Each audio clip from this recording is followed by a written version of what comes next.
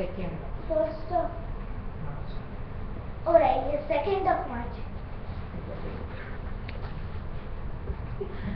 2nd of March they take it out. He told 30 days.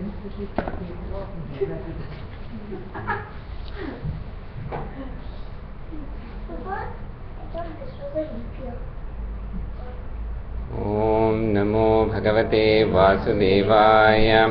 Om Namo Bhagavate Vasudevaya. Om Namo Bhagavate Vasudevaya. Vakratunda Mahakaya Koti Surya Samaprabha Nirvikhnam Kuru Me Deva Sarvakaryeshu Sarvada. Gurur Brahma Gurur Vishnuhu Gurur Devo Maheshwaraha Guru Sakshat Param Brahma Tasmai Shri Gurave Namaha. Manojavam Marudatulyavegam Jitendriyam Buddhimatam Varishtham Vatatmajam Vanarayudamukyam Shri Ramadodam Shirasa Namami. Sadashiva Samarambham Shankaracharya Madhyamam Asmadacharya Patyandam Vande Guru Parampara.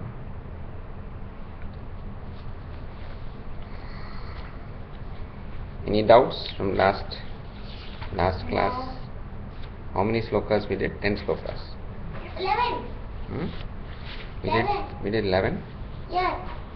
Good.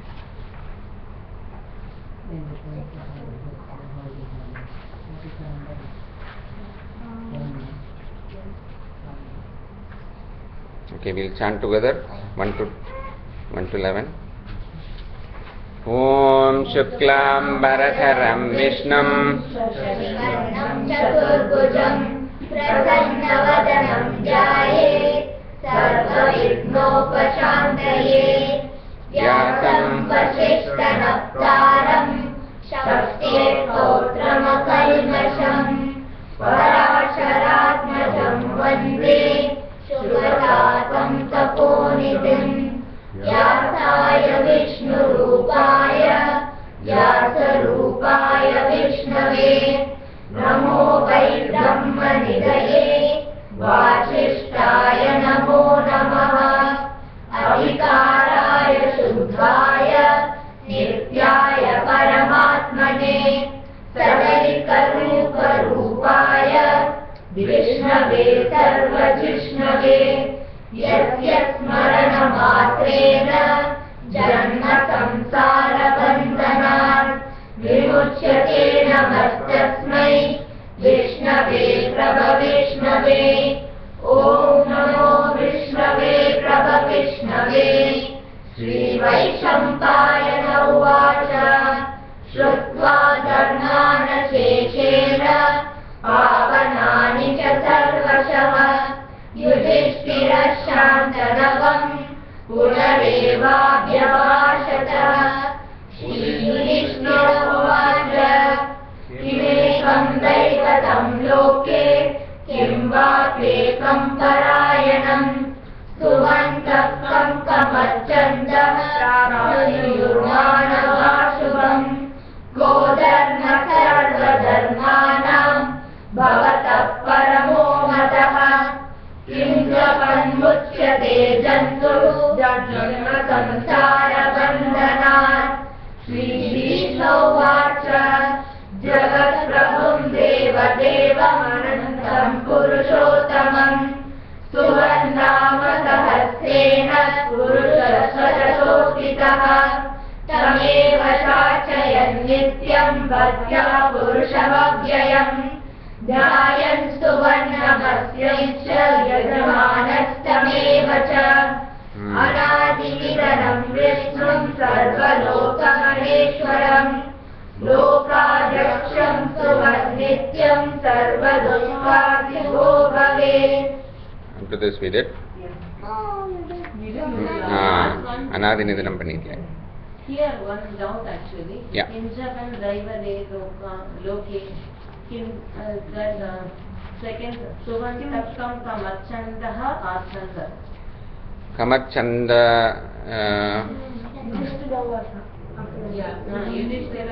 Kamachandaha Prapnuyurmanava Shubham.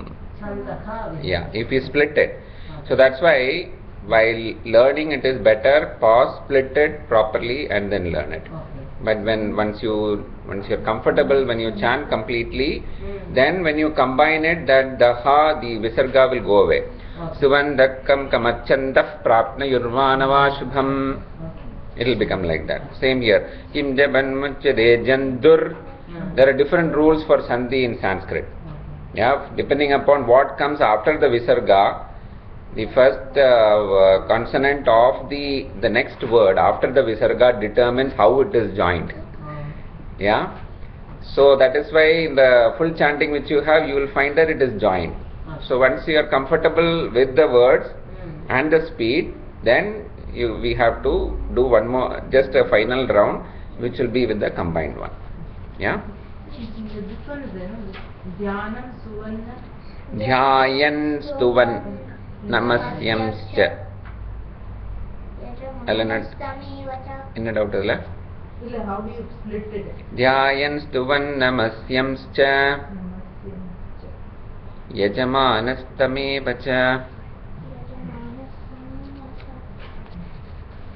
Okay, any other doubt? Anadinidhanam. Anadinidhanam. Anadinidhanam. Vishnum. Vishnum. Vishnum. Sarvaloka. Sarvaloka. Sarvaloka. Maheshwaram. Maheshwaram. Maheshwaram. Sarvaloka Maheshwaram. Sarvaloka Maheshwaram.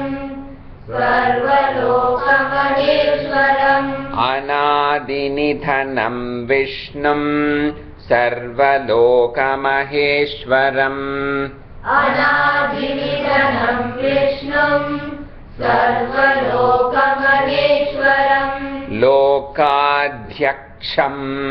Lokadhyaksham. Lokadhyaksham. Stuvannityam. Stuvannityam. Stuvannityam. When you split it, it is Stuvan Nityam. So that's why you will find the double nas. Yeah. So that has to be stressed. Lokadhyaksham Stuvannityam. Lokadhyaksham Stuvannityam. Lokadhyaksham Stuvannityam. Sarvadukkhadigaha. Sarvadukkhadigaha. Sarvadukkhadigaha.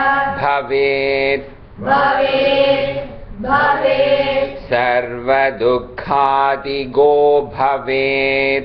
Sarvadukkhadigo bhavet.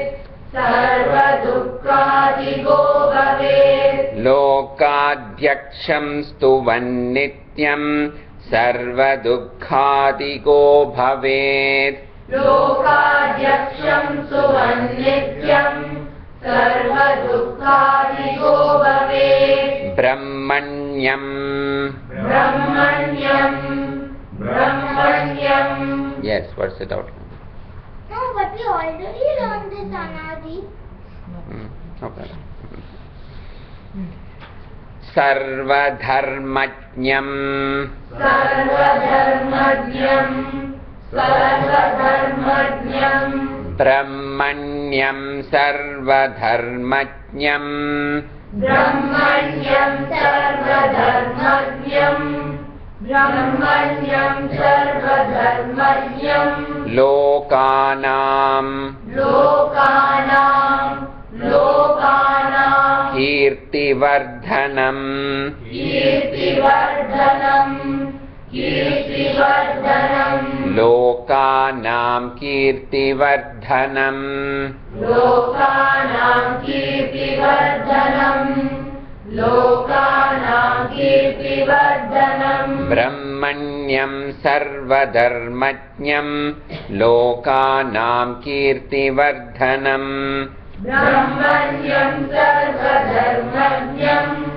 Lokanam kirtivardhanam. Lokanatham. Lokanatham. Lokanatham. Mahad mahadbhutam lokanatham mahadbhutam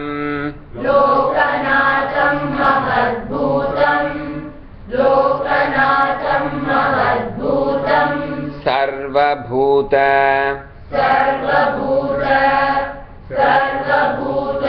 bhavodbhavam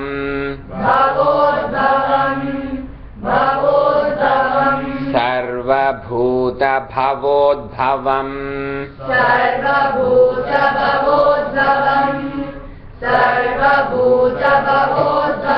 This is the bha, yeah. So wherever the different consonants are there, the second one, third one, give that stress, especially when we are chanting slowly. Otherwise, once we are in the full speed, when it goes, it becomes sarva bhuta bhavodbhavam, yeah. Bhuta bhavodbhavam. Bhuta bhavodbhavam. Okay. Lokanatham mahadbhutam sarvabhuta bhavodbhavam. Lokanatham mahadbhutam sarvabhuta bhavodbhavam. Esha me sarvadharmanam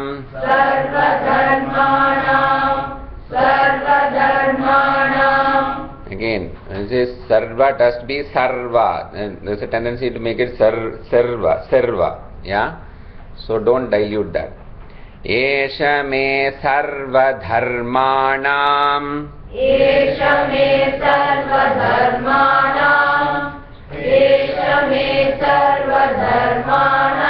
Dharmaha adhikatamaha.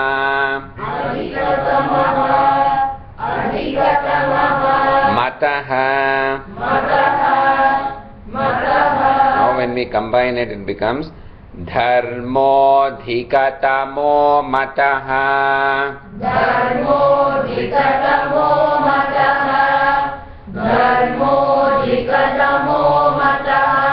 So in such instance, you will find a symbol where it has to be slightly stretched there, slightly along it. It is not dharmo dhikatamo mataha. It is, there will be between dharmo and the dhi, you will find a sign which says that the adhikatamaha is implied by that when you combine it, not an hyphen. Yeah? What hyphen? Yeah? What's an hyphen? A dash. On the dash. So that's why you have to slightly elongate that. Dharmo dhikatamo mataha.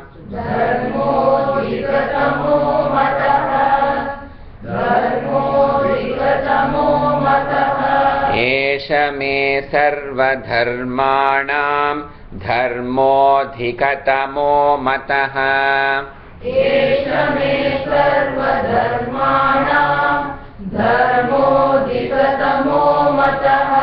Yad bhaktya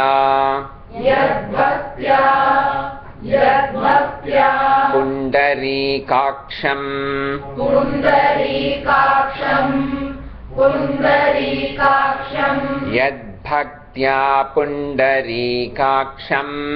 yad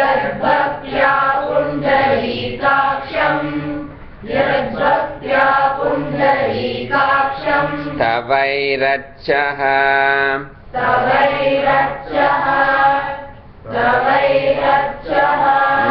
narasada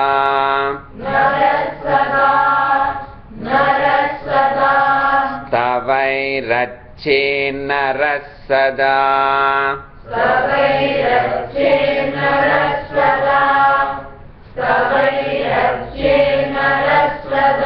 yad bhaktya pundarikaksham tavairache narasada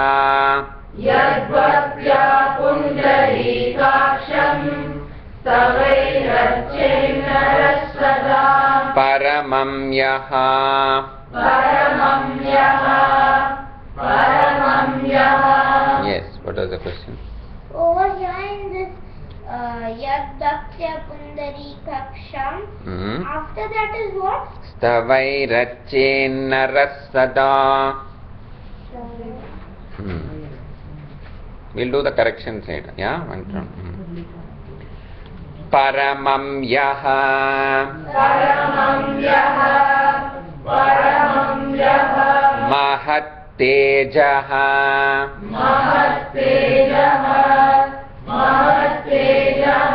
That has to be double. Mahat tejaha. Yeah?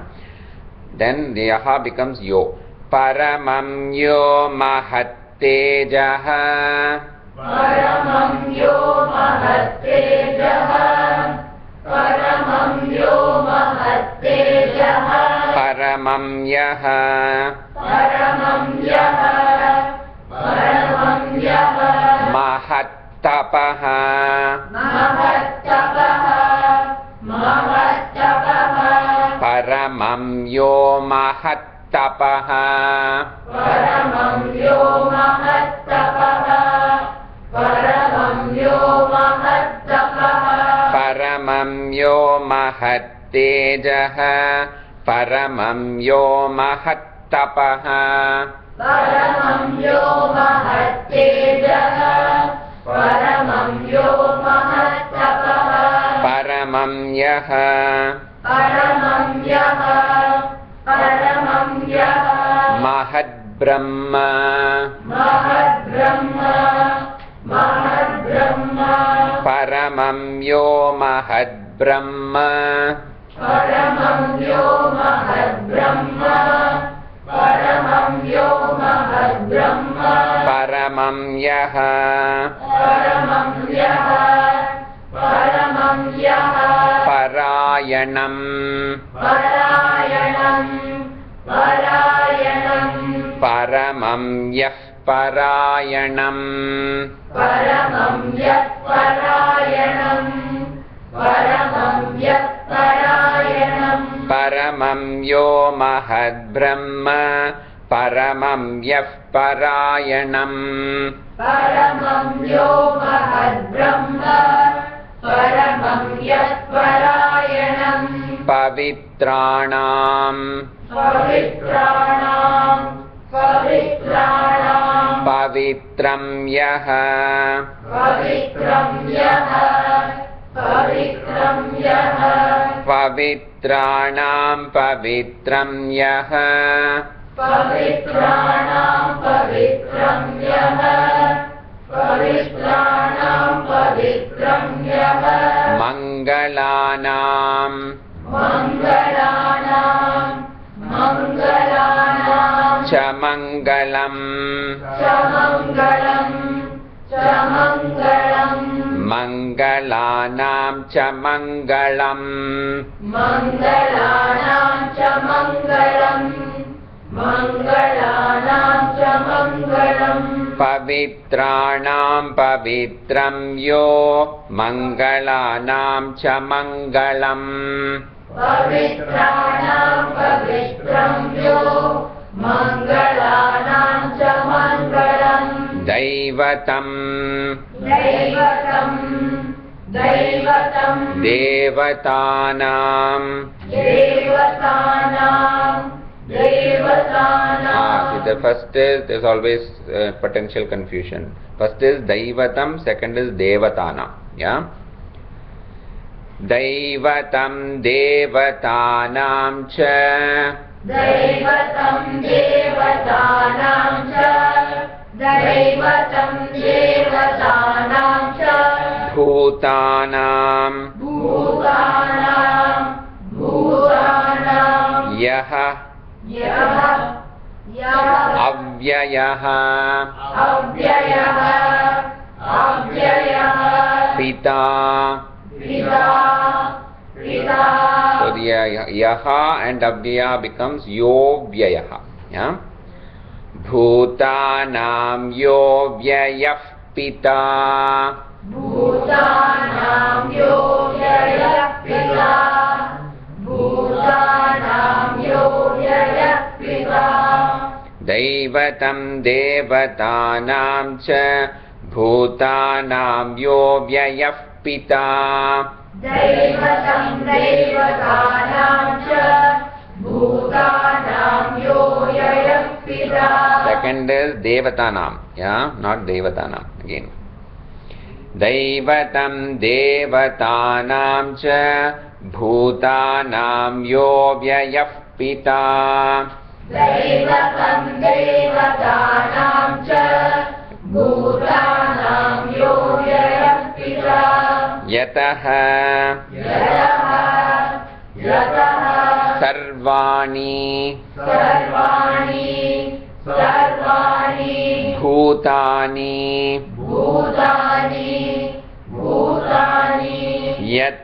सर्वाणि भूतानि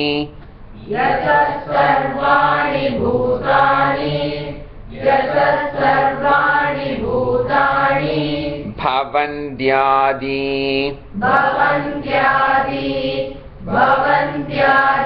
युगागमे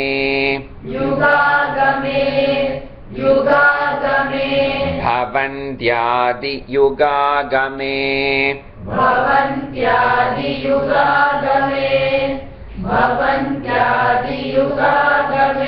यतः सर्वाणि भूतानि भवन्त्यादि युगागमे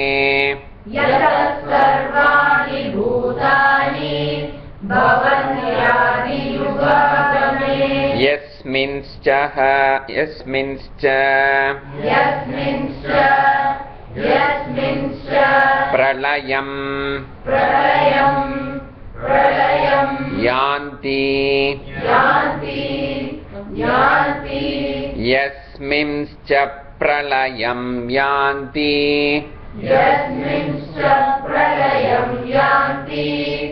यस्मिंश्च प्रलयं यान्ति पुनरेव युगक्षये पुनरेव युगक्षये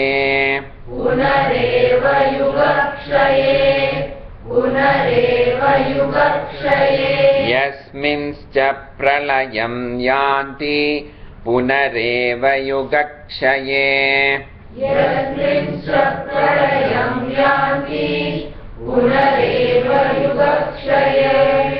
Okay.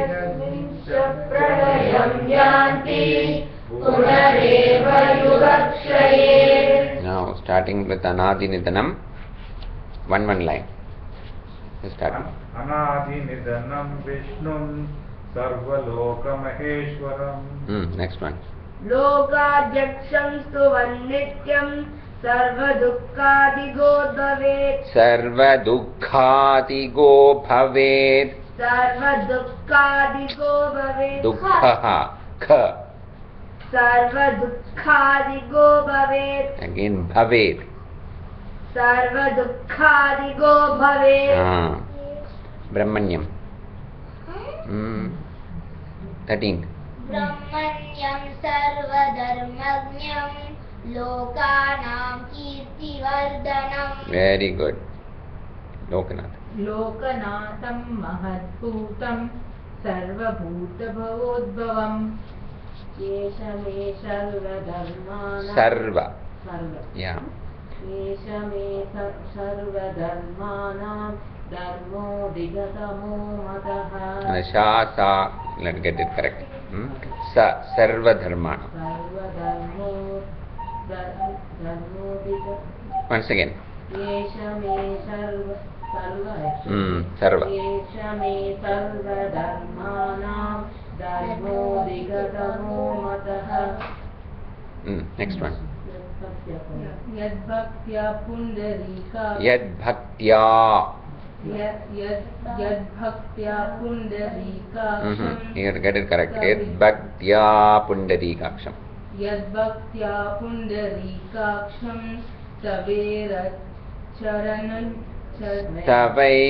Tavairachenara sada. Tavairachenara sada.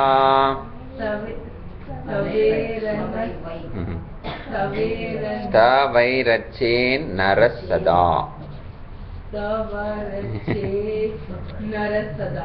Tavairachenara sada. Good. Paramam. Yo तेजः परमं यो महत्तपः परमं यो महद्ब्रह्म परमं यः परायणम् Good. पवित्राणां पवित्रं यो मङ्गलानां च मङ्गलम् Shruti. देवतानां च भूतानां Bhutanam यो Vyayah Pita. ययः पिता भूतानां ययः पिता Okay. We did up to this one only, no? Yata Sarvani. Sorry. सर्वाणि भूतानि भवन्त्यादियुगागमे यस्मिंश्च प्रलयं यान्ति पुनरेव युगक्षये Tasya loka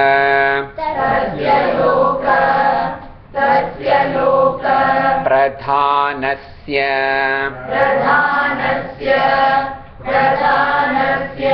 tasya loka pradhanasya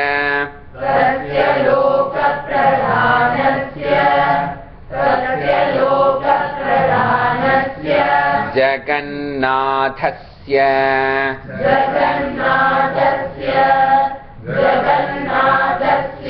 bhupate jagannathasya bhupate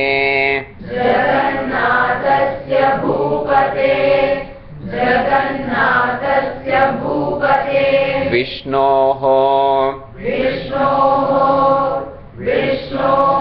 nama sahasram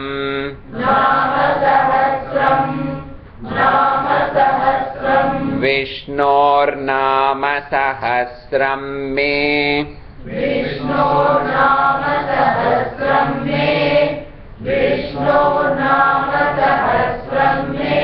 Srinu Papa bhayapaham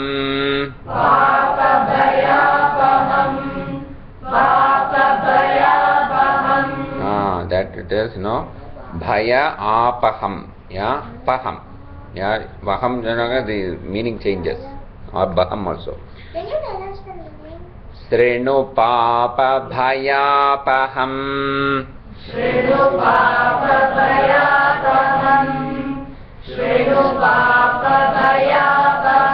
Vishnor nama sahasram me Srinu papa bhayapaham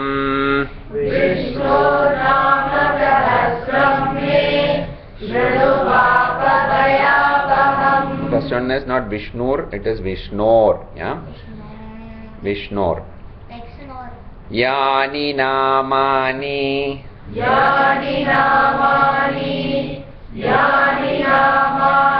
Gaunani. Again here, these are all hrasva, the short ones. Yeah, Yani, Namani, Gaunani. But there's always a tendency to elongate it.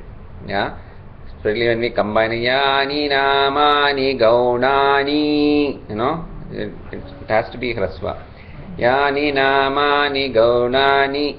Vikhyatani Mahatmana, like that. Yeah. Yani namani gaunani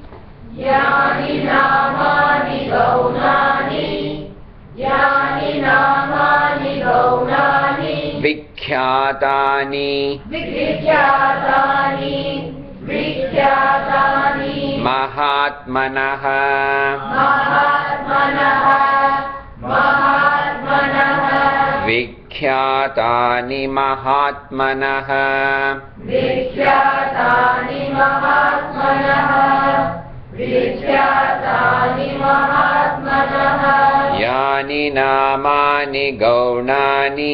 Vikhyatani Mahatmanaha Yani namani gaunani Vikhyatani Mahatmanaha Rishibhihi Parigitani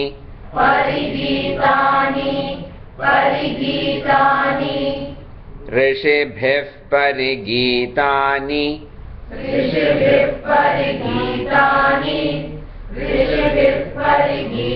तानि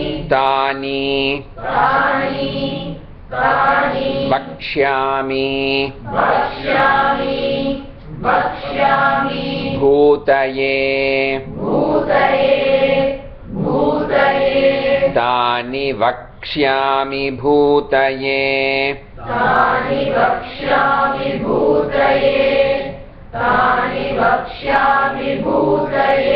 ऋषिभिः परिगीतानि तानि वक्ष्यामि भूतये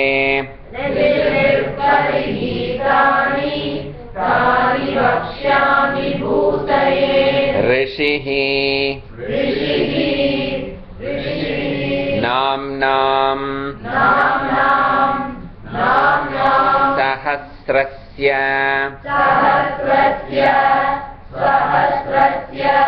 ऋषिर्नाम्नां सहस्रस्य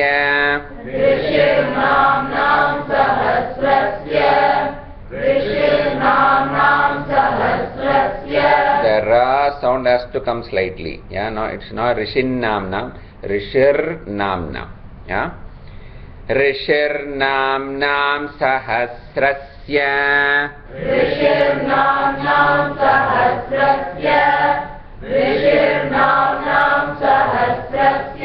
So in Sanskrit, there are no silent consonants or vowels. Everything which is there in the word has to be pronounced. The pronunciation will be there. There is no additional thing, unlike in English. Can you give an example where some of the consonants or vowels are silent? Knowledge. What is silent in knowledge? Knife. Psychology. So lot of silent consonants are there. Whereas in Sanskrit, everything which is printed, which is there in the word, has to be pronounced. Okay? Vedavyasah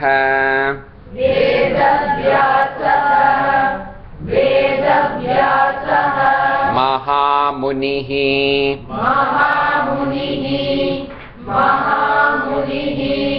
Vedavyaso Mahamunihi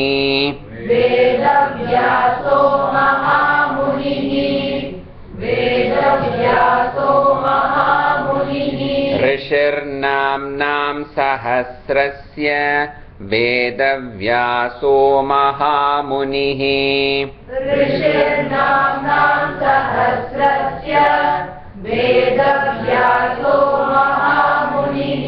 Chandaha Anushtup Tatha Devaha Chando Nushtup Tatha Devaha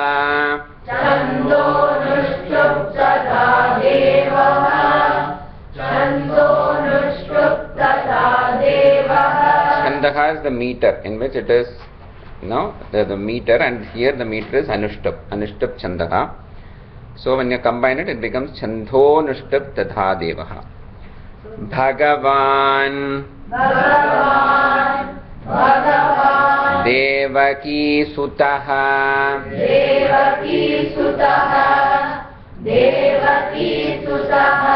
Bhagavan Devaki Sutaha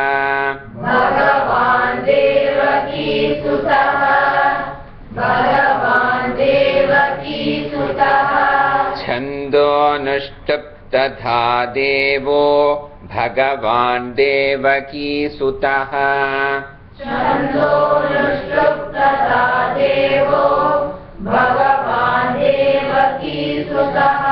Amritamshaha Udbhavaha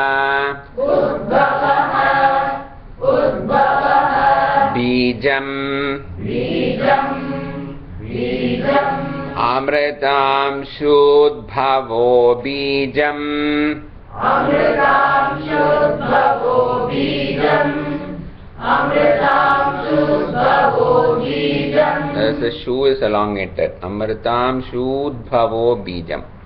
Amrita Amshaha Udbhavaha. No, it has come from the Amsha of Amrita. Amritam Shudbhavo Bijam. Amritam Shudbhavo Bijam.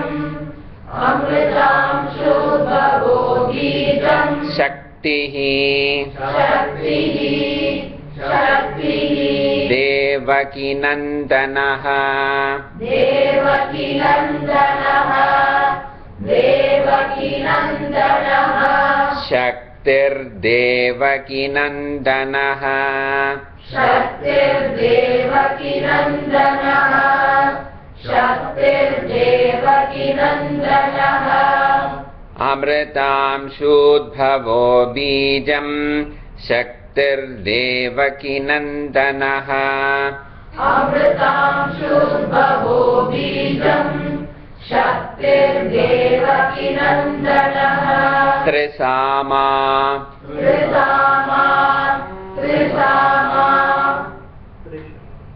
Hridayam. Hridayam Hridayam. It is not Hridayam. Yeah, Hridayam. Hridayam.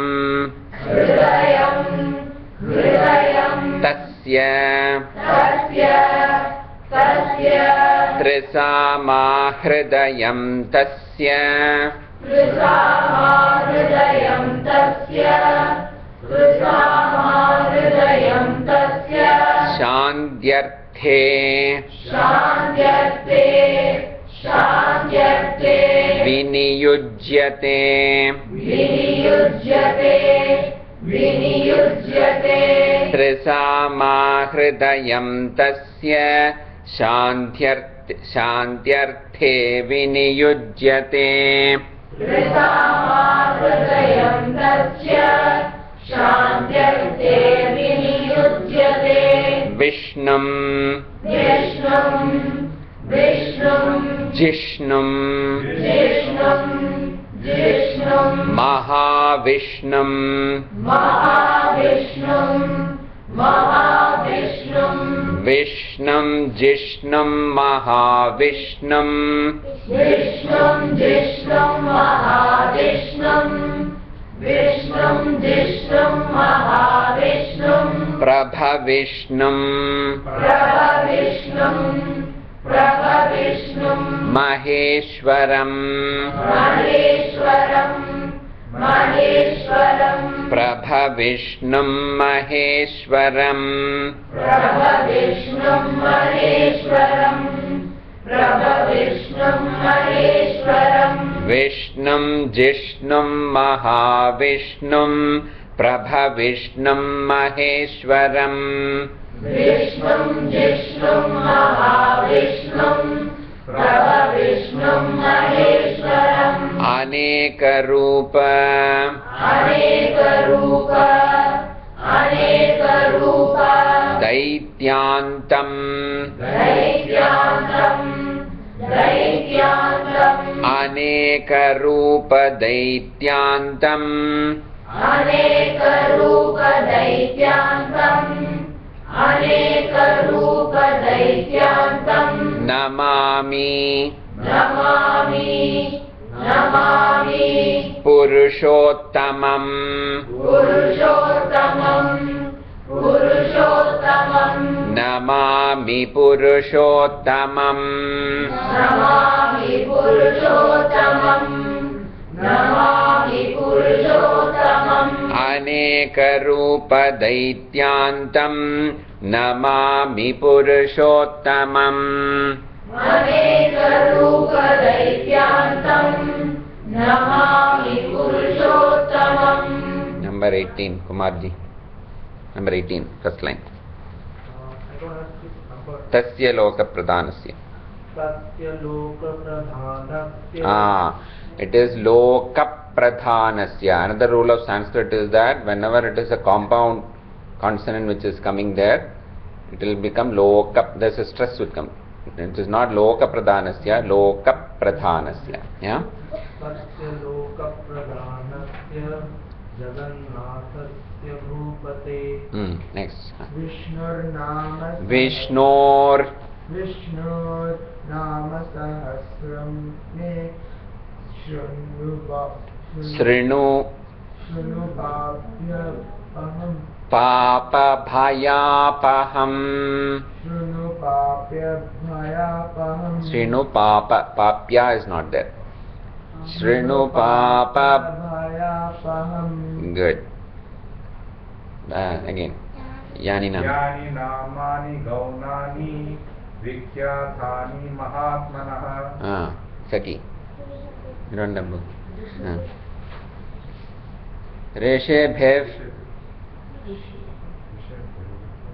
ऋषिभिः परिगीतानि. थोड़ा बन लिया.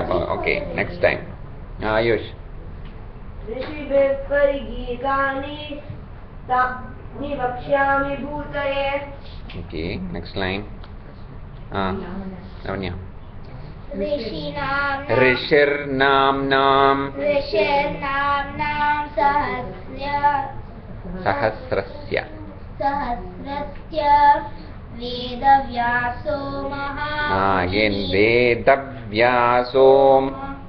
वेदव्यासो महामुनिः. Good. छन्दो नुष्टप् देवो भगवान् देवकीसुतः. अमृताम् सुत्पवो बीजं स्वस्तिर्देवकी नन्दनः. त्रिसामा हृदयं तस्य शान्त्यस्ते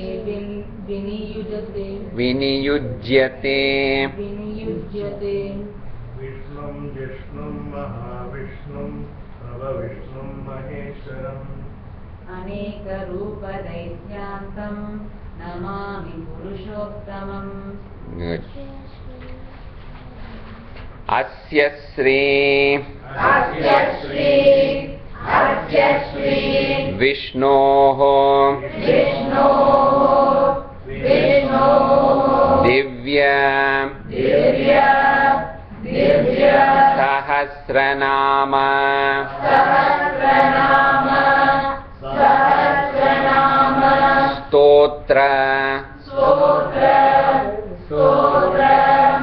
Stotra sta ya stuti stotra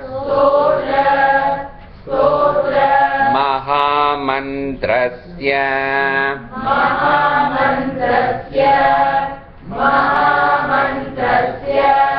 See, this is called the nyasa. Yeah? So before any main stotra or mantras which has to be chanted, especially Vedic mantras, they are so powerful, especially when it is part of a ritual, they are very powerful. So there has to be a protection for the person who is chanting also. It is that powerful. So that it has to be in the right proportion, so that the effect of that mantras are acting in the proper manner. Therefore, there has to be a protection for ourselves who is chanting it also. Yeah, and therefore these are called nyasa. Some of the things which needs to be done.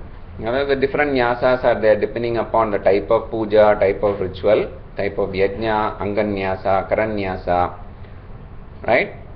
Then in Rudram you will see lagunyasa, mahanyasa.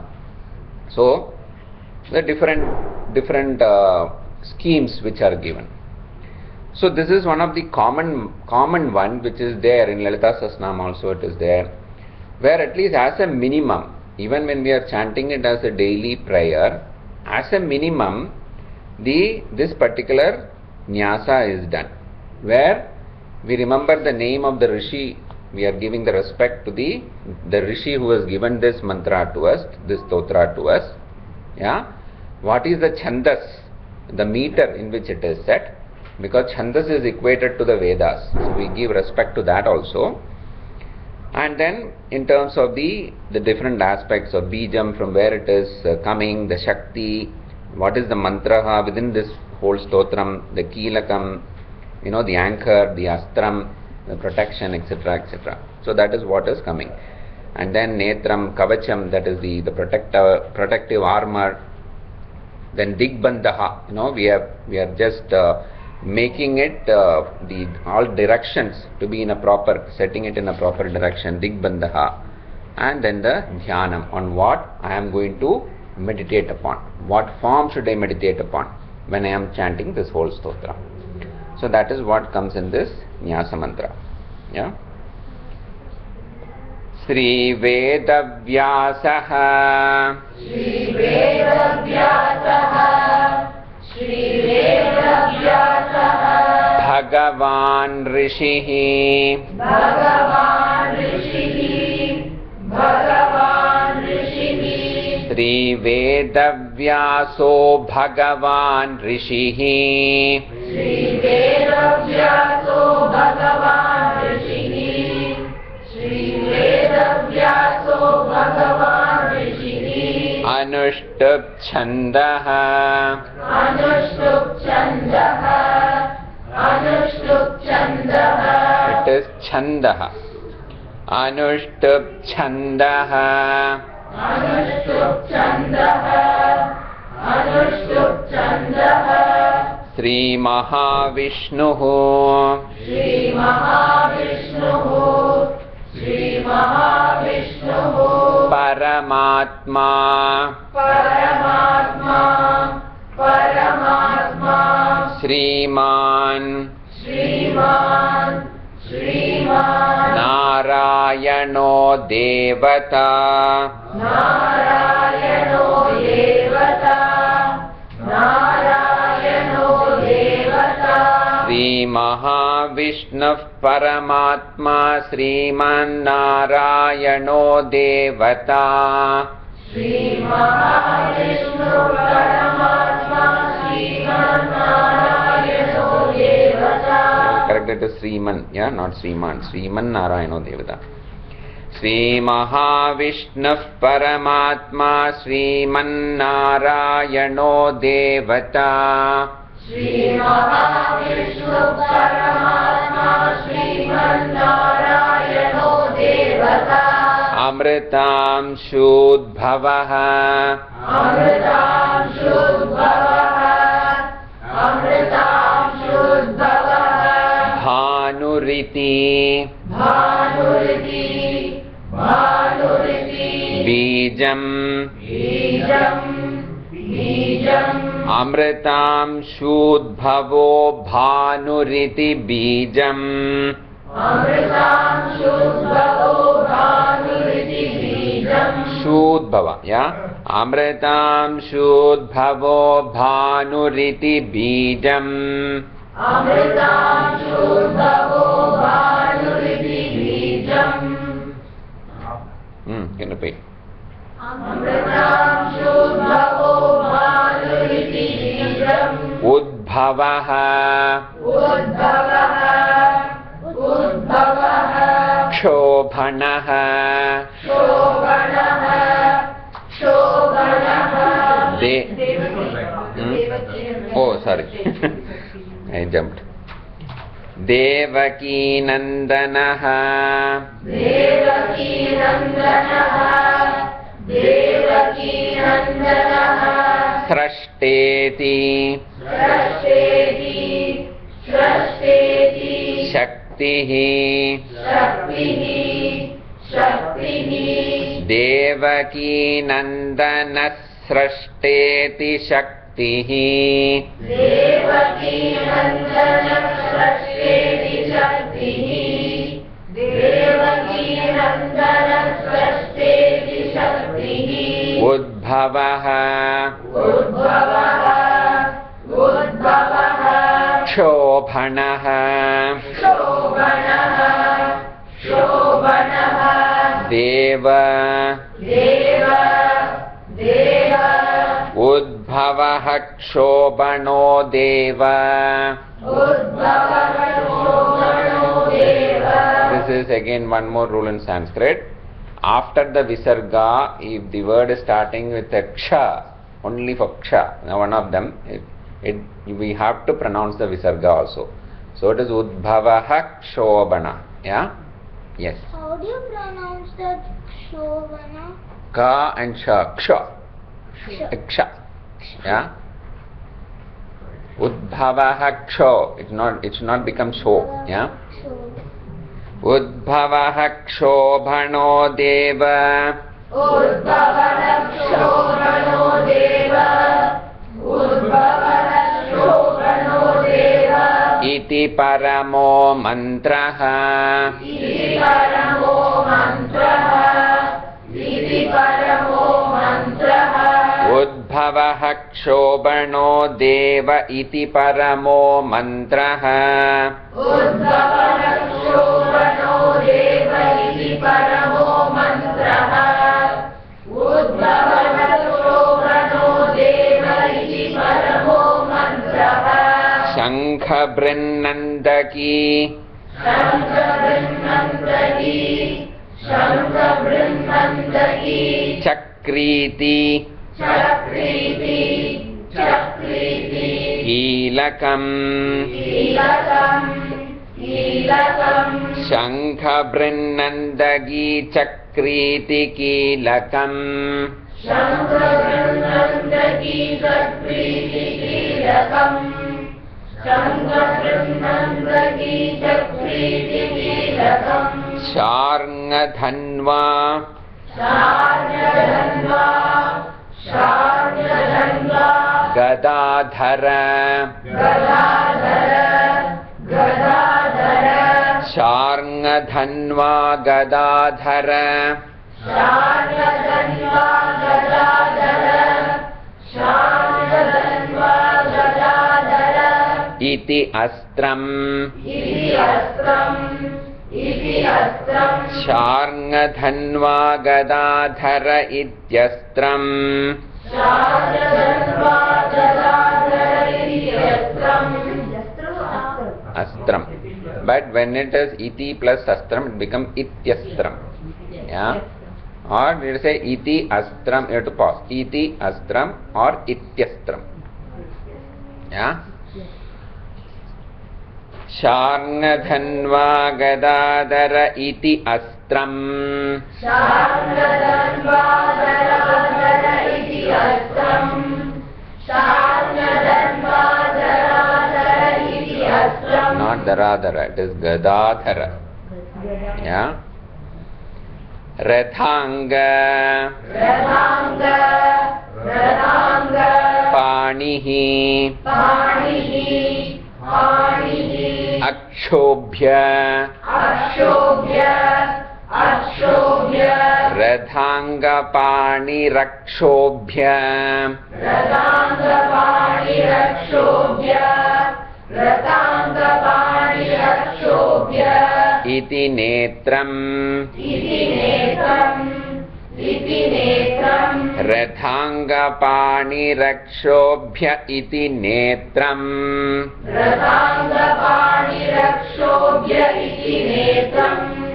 Rathanga pani rakshobhya iti netram. Trisama. Trisama. Trisama. Samagassameti.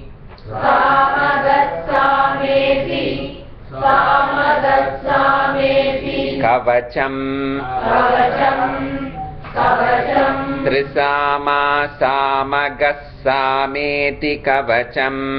Trisama samagassameti kavacham.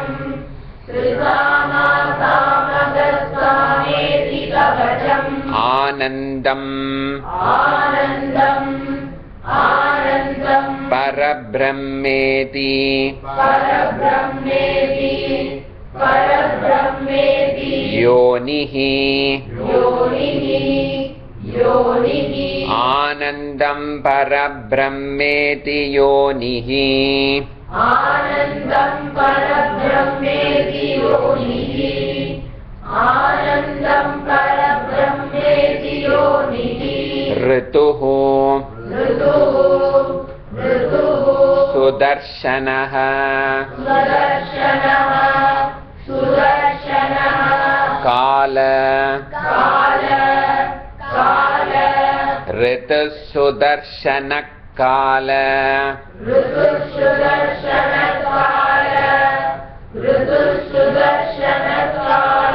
iti digbandhah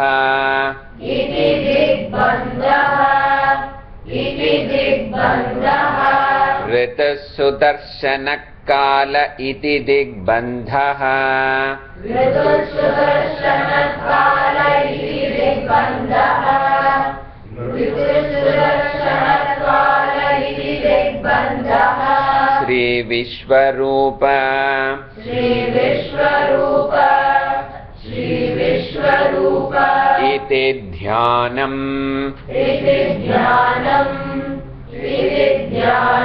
Shri Vishwarupa iti dhyanam Shri Vishwarupa iti dhyanam Shri Mahavishnu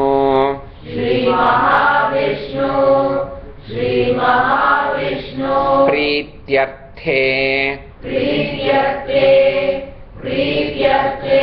Samasta papakshayarthe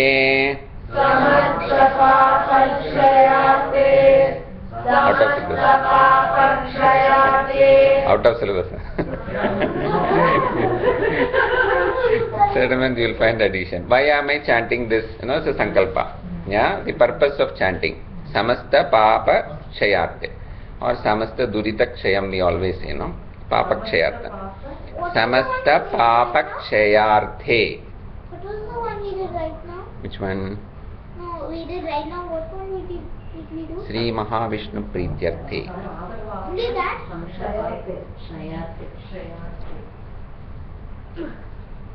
Or normally just chanted Sri Mahavishnu Prityarthe Sahasranama Jape Vinyogaha. Yeah? So I'm just adding. Samasta papakshayarthe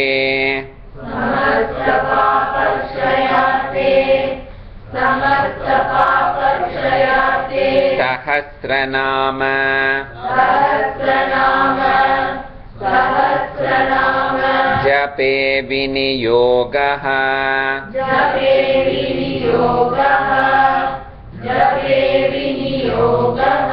Sri Mahavishnu Prityarthe Samasta papakshayarthe Sahasranama Jape Viniyogaha Shri Mahavishnu Prityarthe Samasta papakshayarthe Sahasranama Jape Viniyogaha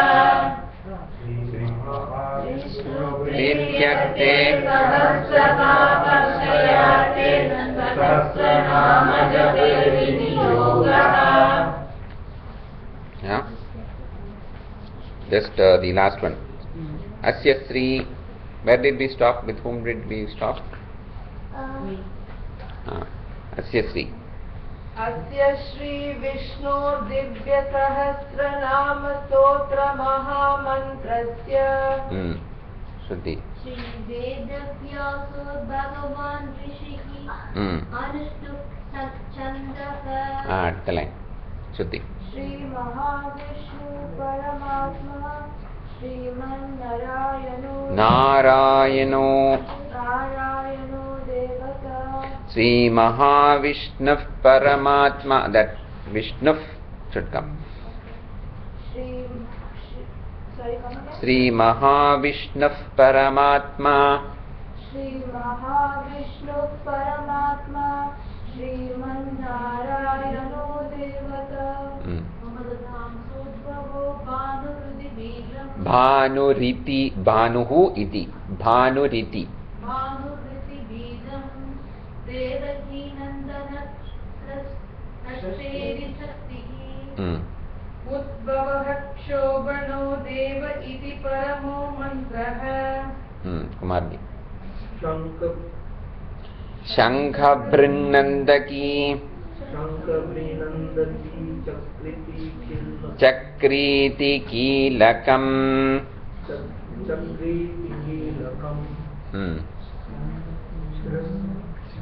Sharngadhanva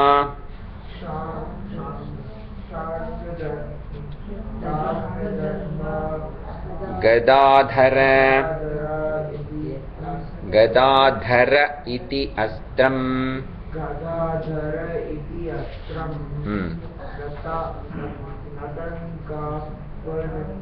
रथाङ्गपाणिरक्षोभ्य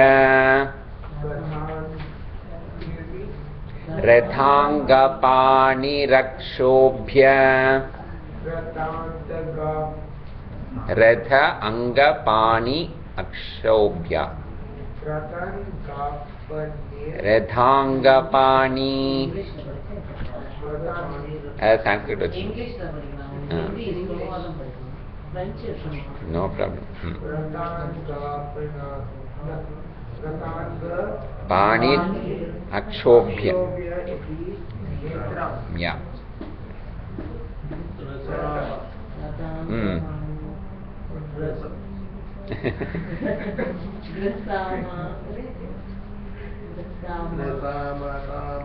त्रिसामा सामगस्सामेति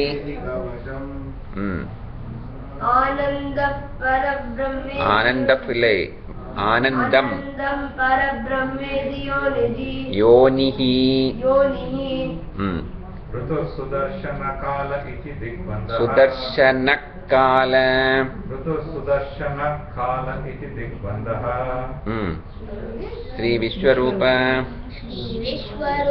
इति ज्ञानम् इति ध्यानम् श्री महाविष्णु प्रीत्यर्थे समस्त पाप क्षयार्थे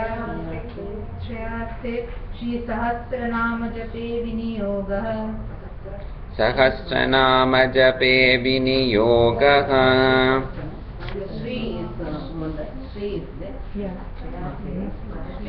yeah listen ऋतु ऋषियोட री ऋषियोட ऋतु श्री महाविष्णु प्रीत्यर्थे समस्त पापक्षयार्थे सहस्रनाम जपे विनियोगः okay ॐ पूर्णमदः पूर्णमिदं पूर्णात् पूर्णमुदच्यते पूर्णस्य पूर्णमादाय पूर्णमेवावशिष्यते ॐ शान्तिः शान्तिः शान्तिः हरिः ॐ श्रीगुरुभ्यो नमः हरिः ॐ